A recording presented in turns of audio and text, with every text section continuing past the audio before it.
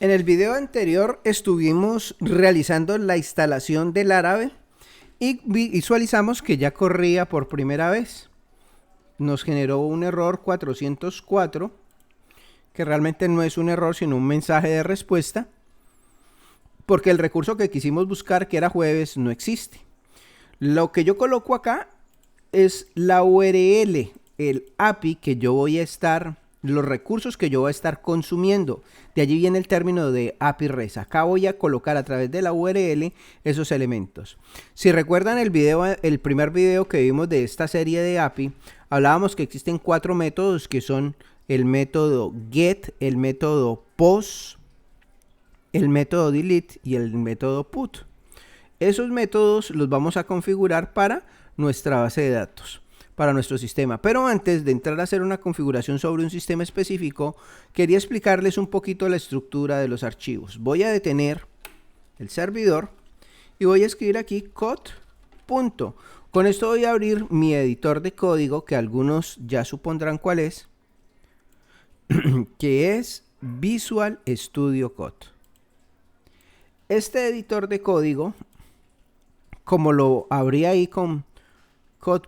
Ya me abre en el directorio API clase. ¿Y cuál es la estructura del API clase? Y por favor tenganla ya en cuenta. Primero, vamos a tener unos archivos que están dentro de app que responden, por ejemplo, a los llamados de los recursos. Esto ahorita no lo vamos a ver de fondo. Aquí en configuración vamos a tener archivos que, como su nombre lo indican, tienen que ver con la configuración del sitio. Aquí en database vamos a configurar todo del sistema que vamos a construir a la hora de crear nuestra base de datos, porque no la vamos a crear directamente en MySQL, sino que la vamos a crear a través de ¿quién? De Laravel, que nos va a permitir desde acá generar nuestros archivos de la base de datos para poder generar migraciones. Más adelante hablaremos de eso. Vamos a tener también nuestro sitio público. Este index es la página principal que nosotros estamos viendo, tiene la configuración, perdón, de la página que nosotros estamos viendo allá. Él tiene que ver con la configuración, no es el view final, porque el view final o la página que nosotros vemos realmente es esta que está aquí. Aquí es donde vemos el hola, los hipervínculos que tenemos opción y la palabra Laravel que estábamos visualizando allá. Eso está aquí en los views, en los recursos. No vamos a entrar a jugar mucho con los recursos, y lo que quería llevarlos es aquí, a este directorio rutas. Aquí es donde vamos a configurar las diferentes rutas a las que vamos a tener acceso a través de nuestra API. Es aquí donde vamos a crear nuestras diferentes direcciones para ingresar. Entonces quería simplemente darles un vistazo por acá antes que entremos a definir nuestro proyecto. El proyecto se trata o va a ser acerca de que un usuario pueda postear situaciones, algo así como lo que colocamos en Facebook, mucho más básico. Simplemente vamos a, digámoslo así, como a tuitear. Vamos a utilizar como un símil. Vamos a colocar un post. Ese post, si el tiempo nos da, pues podremos subir imágenes, pero lo básico va a ser que un usuario va a subir el post, va a poder ver los posts que tiene, y sobre ese post los otros usuarios van a poder buscar posts de sus amigos y posts de los usuarios, no de sus amigos, sino de los usuarios que están en el sistema, y podrán hacer comentarios sobre ese post. No vamos a entrar en un tema muy profundo, es algo como lo que estamos viendo ahí en pantalla, donde tenemos unos usuarios. Ese usuario tiene un name, un username, un password y algunos campos que iremos agregándole en su momento. Hay unos posts que un usuario va a publicar, pues varios posts, puede publicar varios posts, y un post pues solamente pertenece a un usuario. Un post va a tener muchos comentarios, pero un comentario hace referencia a un post. Es como la estructura que vamos a encontrar en este microproyecto. No hagan caso del tipo de dato y no hagan caso del tamaño del tipo de dato, porque pues no se hizo un análisis muy profundo. Vamos a hacerlo en su momento, vamos a ir generando esto. El objetivo va a ser que construyamos una API REST sobre este proyecto. Entonces tengámoslo en cuenta, tenemos usuarios, tenemos posts y tenemos comentarios. Ahora bien, lo primero que vamos a necesitar para poder trabajar con Laravel es que cada uno de estos elementos que estamos hablando allí cuente con un modelo.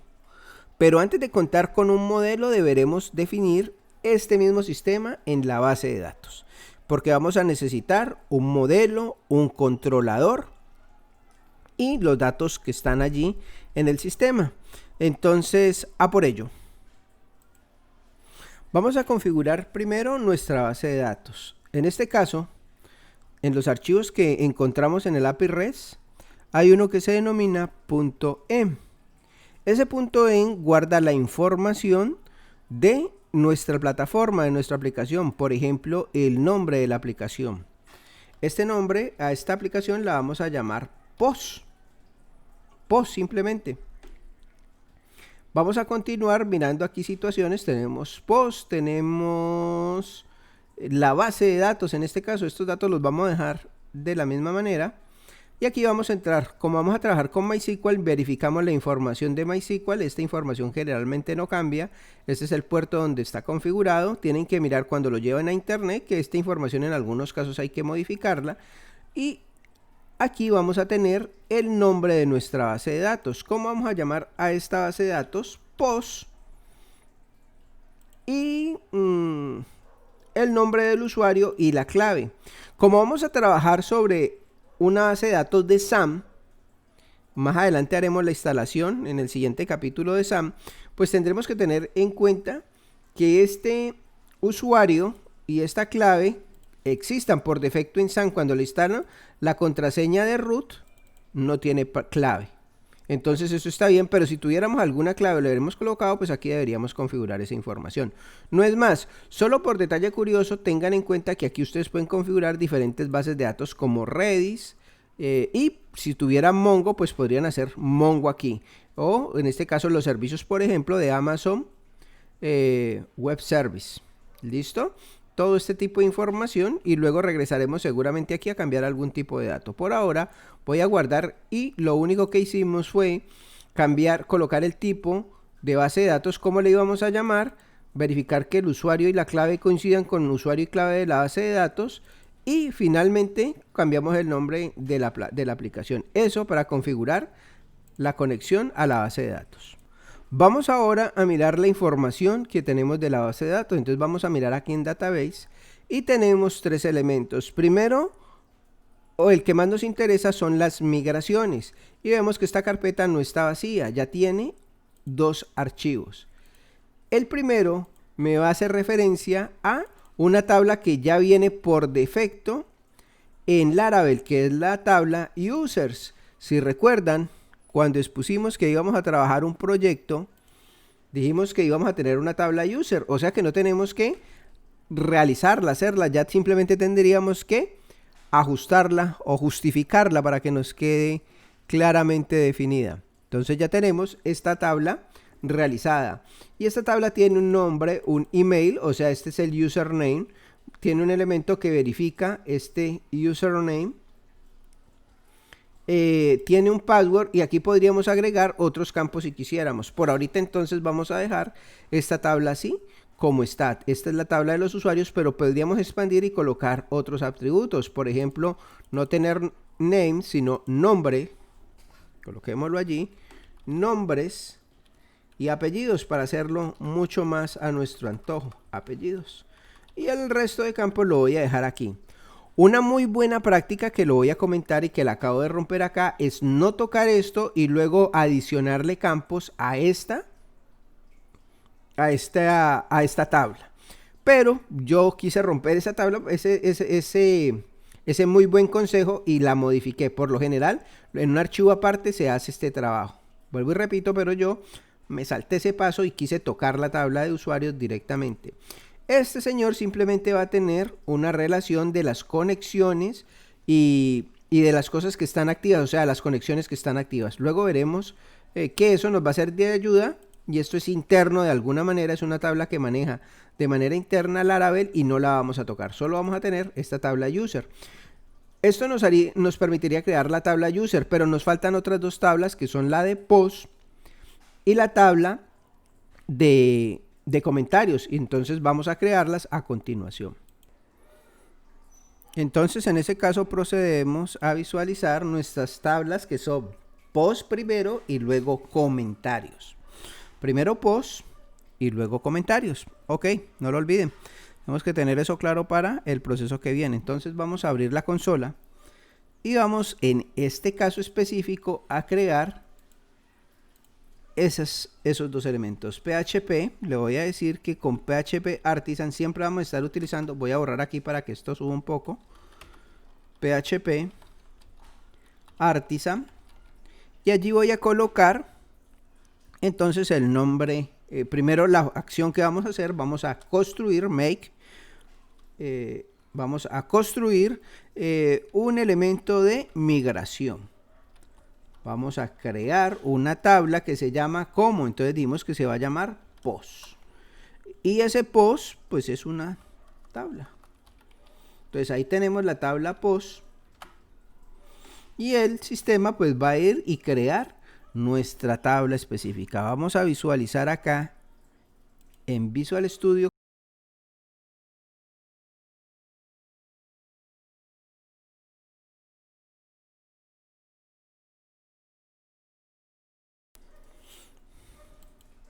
nuestra carpeta. Ahí se pegó el equipo, por eso puede haber un lapsus allí, un lag que llaman ahora. Está creando la tabla y vamos a ver que acá, bueno, ahí ya apareció. Miren que aquí creo una siguiente tabla después de estas dos que se llama post. Ahí la tenemos. Vamos a crear la otra. Bueno, esperemos que termine porque tiene tareas pendientes de ir a indexar información particular que tenga allí. Y puede ser que nos marque algún tipo de error. Vamos a ver. Y si el error se marca, ya les tendría que contar yo qué sucedió. Esperemos a ver si nos marca algún tipo de error. Ok, voy a pausar a ver si sale el error, si no se demore para que no nos coma tiempo del video. Ok, de manera extraña no me salía el pad, le di enter y ya apareció el pad sin ningún problema. Vamos a crear la otra tabla, en este caso entonces que son comentarios. Comentarios, comments. Le doy enter y va a crear seguramente la otra tabla que son comentarios. Ya tendríamos las dos tablas. Ahora ya salió de ese lag que se había quedado esta señora. Entonces tenemos las dos tablas, pero recordemos que comentarios tiene otros atributos. Vamos a visualizar cuáles son esos atributos. Tenía el post, o sea el texto, y el status. Estas otras son llaves foráneas que ya veremos cómo las referenciamos, o de una vez vamos a colocarlas. Entonces vamos a colocar un post y un status, ok, y acá va a tener comentario y status. Van a tener solamente esos campos, ok. Vámonos para acá, y en post vamos a colocar esos atributos. Recordemos que aquí en texto nos dijeron, mire, cuando vaya a colocar un stream, hágalo así. Entonces lo voy a copiar y a pegar acá para hacerlo mucho más rápido. Voy a colocar aquí un comentario y voy a aprovechar para que aprendamos algo aquí, un comentario nomás, y voy a decir que todo, perdón, no era comentario, era post. Vamos a colocar aquí texto, que es el texto que el usuario coloca. Coloquémosle simplemente texto. Voy a decirle que todo comentario, ok, si lo coloco así, quiere decir que todo comentario, este campo es obligatorio, o sea que no acepta nulos. Si quisiera que aceptara nulos, que no es este caso, yo le hubiera colocado nulable, o sea que es acepta nulos, o sea que este campo venga vacío, pero le digo no, todos los posts deben tener texto y todos los posts deben tener status, el estado. Entonces tenemos el texto y el estado, y estos dos campos también los vamos a tener en cuenta acá en el comentario. Vamos a tener el status y el estado. Otro elemento que nos colocó aquí, que no lo hemos preguntado, que es, este señor me va a guardar un registro de en qué fecha se creó el estado y cuándo se actualizó el estado. Muy chévere porque vamos a poder llevar un control de cada uno de estos atributos sin entrar a trabajar mucho en ellos. Él solito dice, mire, cada vez que yo haga un registro voy a guardar la fecha de creación y cuando lo actualicen voy a guardar la fecha de actualización.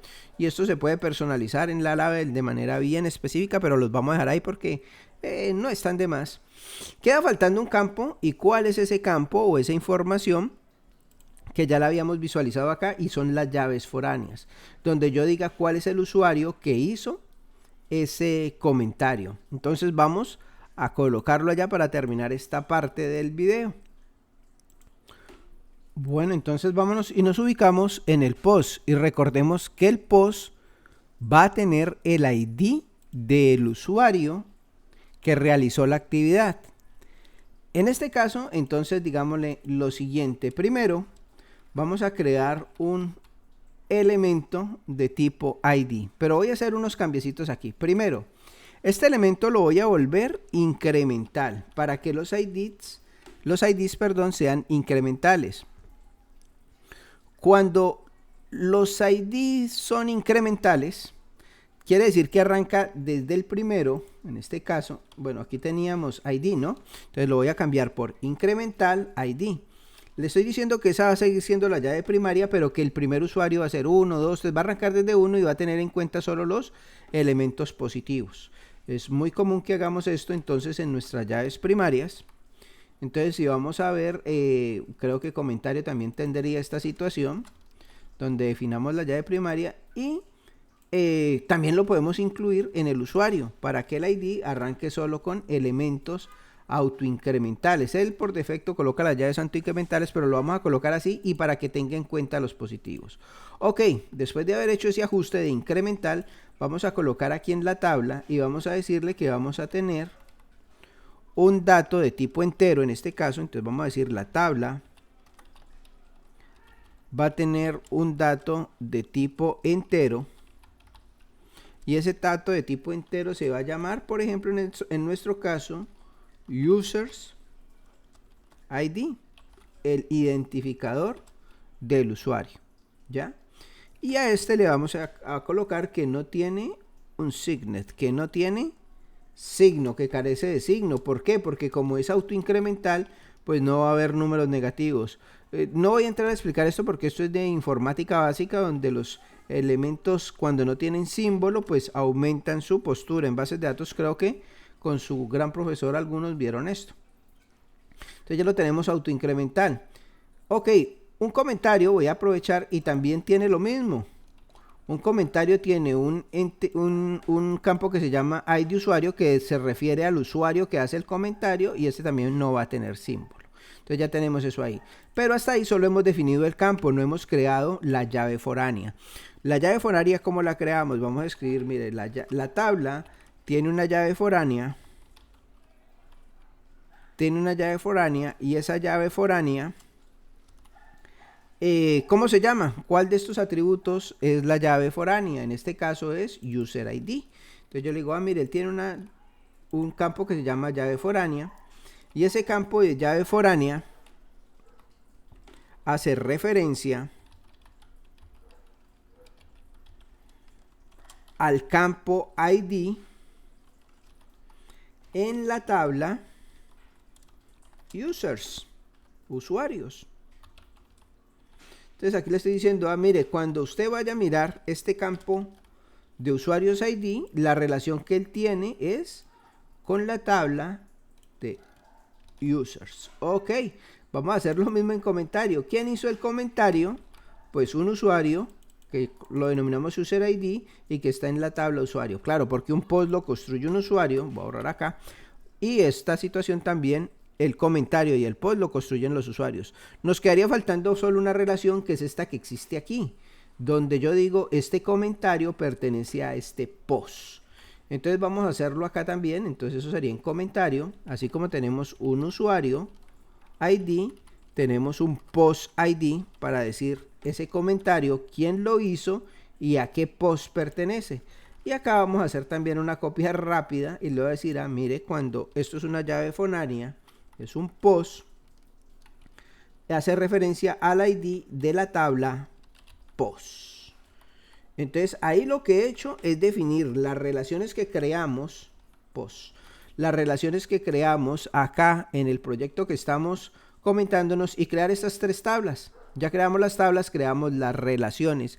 Es mágico porque esta historia continuará.